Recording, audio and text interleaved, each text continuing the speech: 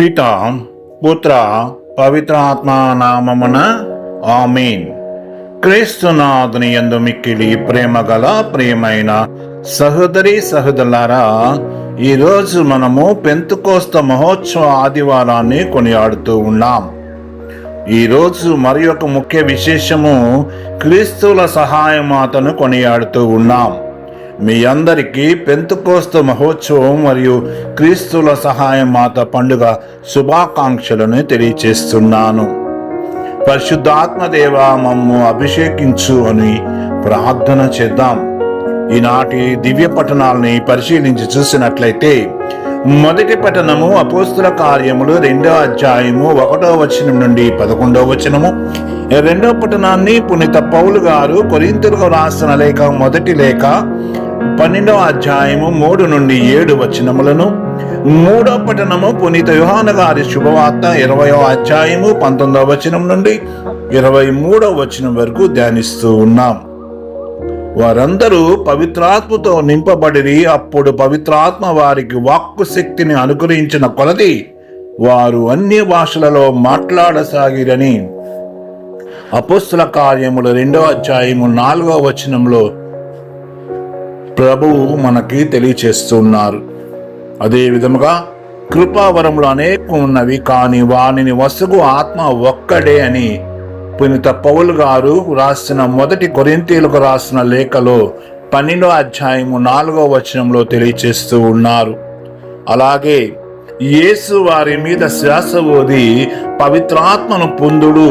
ఎవరి పాపమునైనా మీరు క్షమించిన ఎడల అవి క్షమింపబడును, మీరు ఎవరి పాపములైనా క్షమింపని ఎడల అవి క్షమింపబడు అని చెప్పాను అని పునీత యోహాను గారు 20వ అధ్యాయము 22-23 వచనములలో గురువులకి పాప క్షమాపణకు ఇచ్చిన అధికారాన్ని తెలియచేస్తున్నారు. ఆనాడు అపోస్తులకు ఇచ్చినటువంటి ఆ వరము క్రమేపీ పీఠాధిపతులకు గురువులకు సంక్రమించినటువంటి హక్కు. ప్రియ సహోదరి సహోదరులారా, పవిత్రాత్మ మహోత్సవ శుభాకాంక్షలు తెలియచేస్తున్నాను.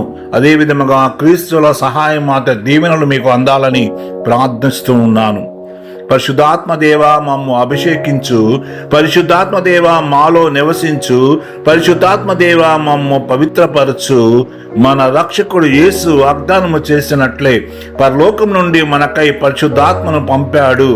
పవిత్రాత్మ వచ్చినప్పుడు శక్తిని పొందుతారు అని ప్రభు ముందుగానే శిష్యులకు వాగ్దానం చేశారు. కాబట్టి ఈరోజు పెంతెకోస్తు మహోత్సవాన్ని మనం జరుపుకుంటూ ఉన్నాం. పరిశుద్ధాత్మ అపోస్తుల మీదకి దిగి వచ్చాడు. ఒక మహాశక్తి అగ్ని నాలుకల రూపంలో అపోస్తులలోనికి ప్రవేశించినప్పుడు విశ్వాసులు ధైర్యంతో నిలబడ్డారని పవిత్రాత్మ పండుగ కేవలం కథోలిక శ్రీసభలో ఒక ముఖ్య ఘట్టంగా మాత్రమే చూడకూడదు.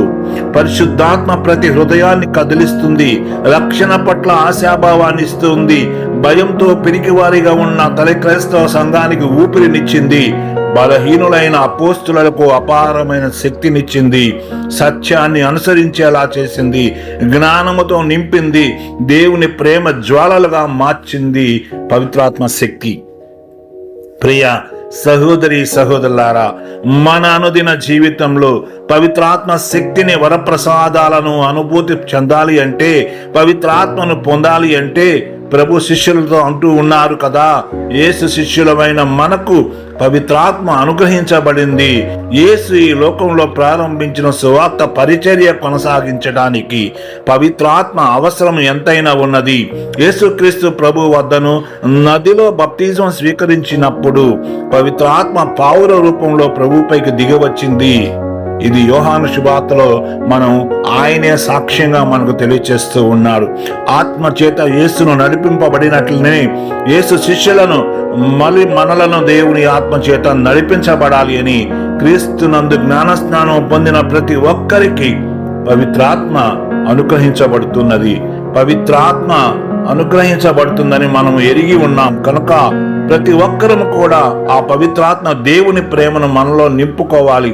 ఆ ప్రేమ చేతనే మనము నడిపించబడుతూ ఉన్నాం.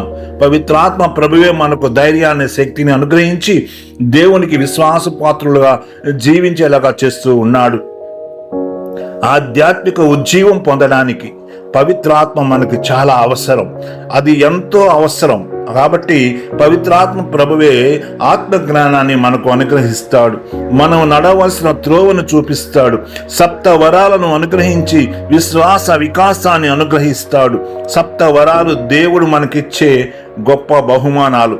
నిత్య జీవం పొందడానికి దేవుని ఆశీర్వాదాలు ఈ కృపావరాలు. ప్రియా సహోదరి సహోదరులారా, దేవుడు మొట్టమొదట ఆదామును చేసినప్పుడు దేవుడే స్వయంగా ఊపిరి ఊదాడు. క్రైస్తవ జీవితానికి పవిత్రాత్మ వరాలు దేవుడు అనుగ్రహించే ఆశీర్వాదంగా ఉంటుంది.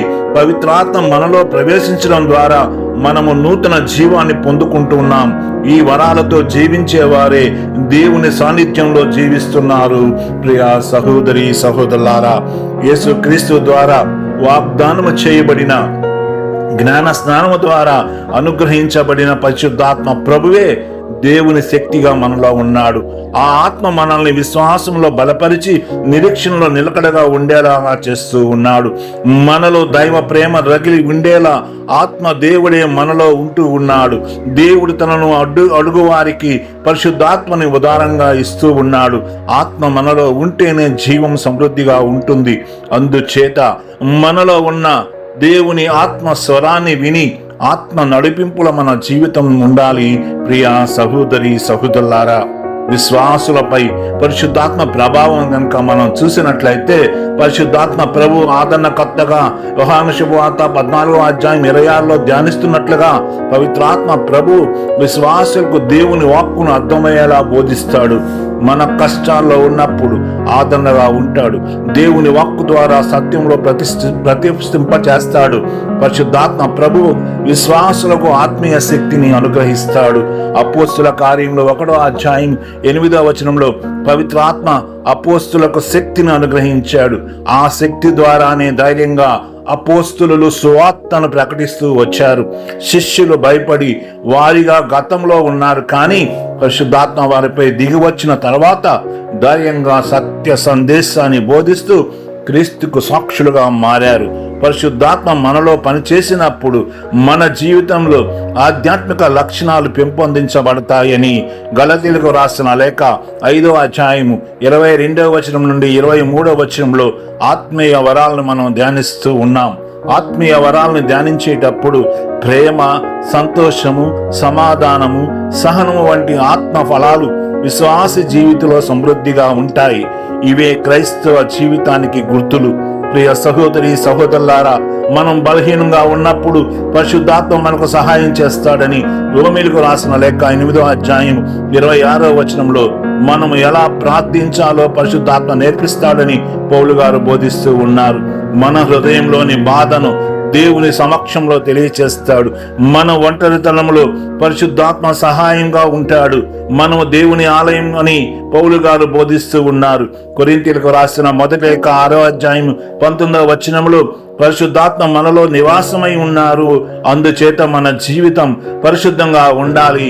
మనము ఆత్మకు ఆలయంగా మారాలి. మన మాటలు, క్రియలు దేవునికి ఇష్టమైనవిగా ఉండాలని తెలియచేస్తూ ఉన్నారు. ప్రియ సహోదరి సహోదరులారా, పరిశుద్ధాత్మ ద్వారా విశ్వాస జీవితంపై జరిగే ప్రభావము, మనము దేవునిచే ప్రేమింపబడిన విధానము, మనము ఏ విధంగా దేవునికి సొంతమై ఉన్నామో, ఎలా జీవించాలో పరిశుద్ధాత్మ ద్వారానే మనం గ్రహిస్తున్నాము. అందువలన మన జీవితం ఆత్మగతమైన జీవితమై ఉండాలి. మనలో ఉన్న పవిత్రాత్మ మనల్ని దేవుని సొంతంగా చేస్తుంది. కాబట్టి ఆ పవిత్రాత్మకు మనం హృదయము నివాసంగా ఉండేటట్లుగా మనం జీవించాలి. ప్రియా సహోదరి సహోదరులారా, ఈ పెంతెకొస్త మహోత్సవము శ్రీసభకు జన్మదినోత్సవము. యేసుక్రీస్తు మోక్షారోహణ అనంతరము 50వ రోజున పరిశుద్ధాత్మ అపోస్తుల మీదకి దిగి వచ్చాడు.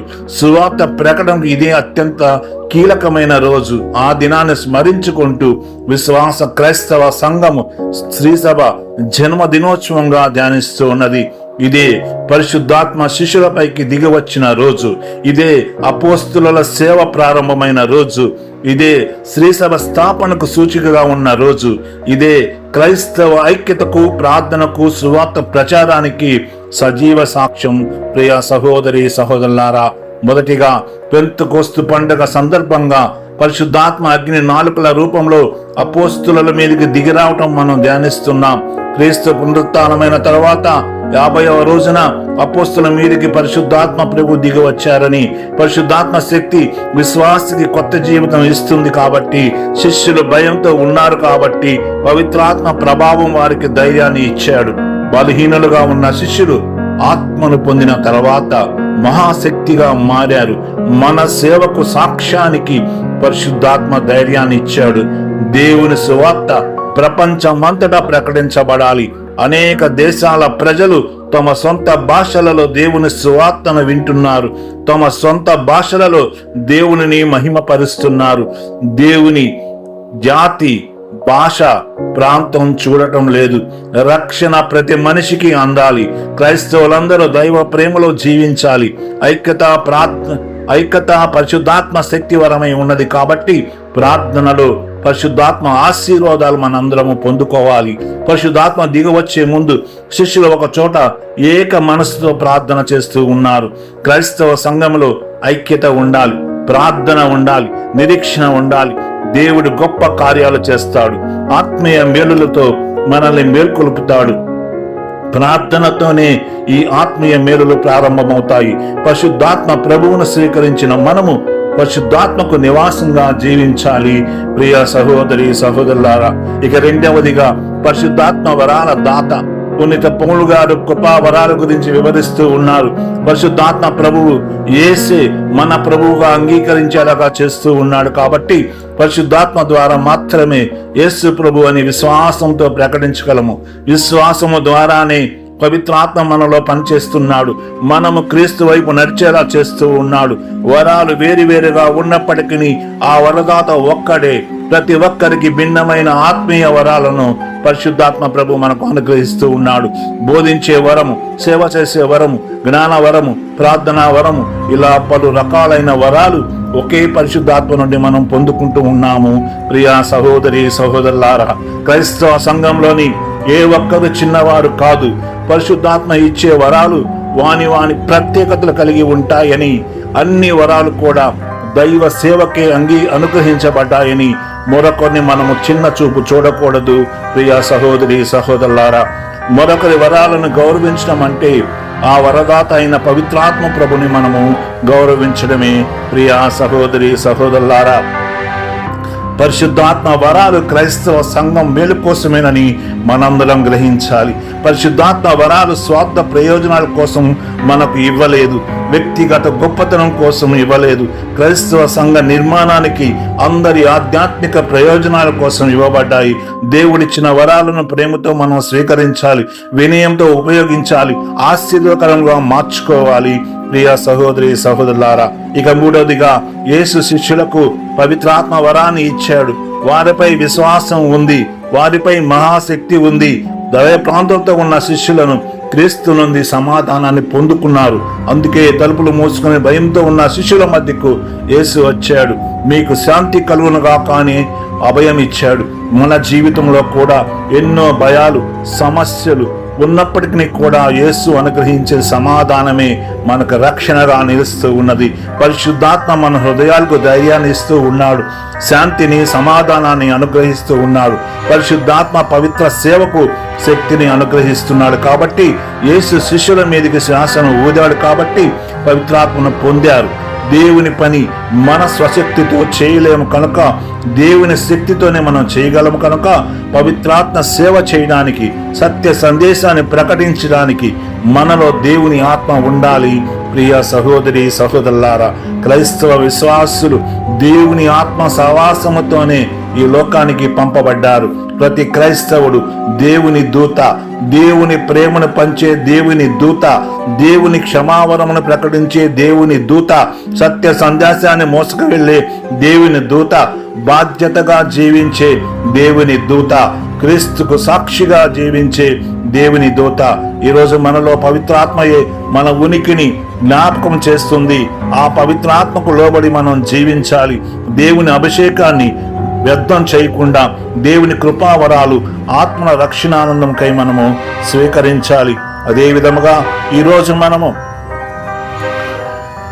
క్రీస్తువుల సహాయ మాతను కూడా మనము ధ్యానిస్తూ ఉన్నాం. ఈ క్రీస్తువుల సహాయ మాత పండుగని 14వ శతాబ్దంలో జీవించిన పునీత స్వీడన్ బ్రిజితమ్మ గారు మన ప్రభు అయిన యేసుక్రీస్తు నిష్కలంక హృదయము మరియు తల్లికి ఒక మాటగా చెప్పగా విన్నారని, అదేమిటంటే, నీ యొక్క పవిత్రాత్మ నామమున ఎవరేమి అడిగినా అది నీకు కృపతో ఆలకించి నెరవేరుస్తానని. వారు పాపాత్ములైనా కానీ మారు మనసు పొందితే, వారి దోషాలన్నీ విడిచిపెట్టి నా వైపు తిరిగితే నేను వారిని దీవిస్తానని ఆ తల్లి వరం ఇచ్చినట్లుగా మనం వింటూ ఉన్నాం.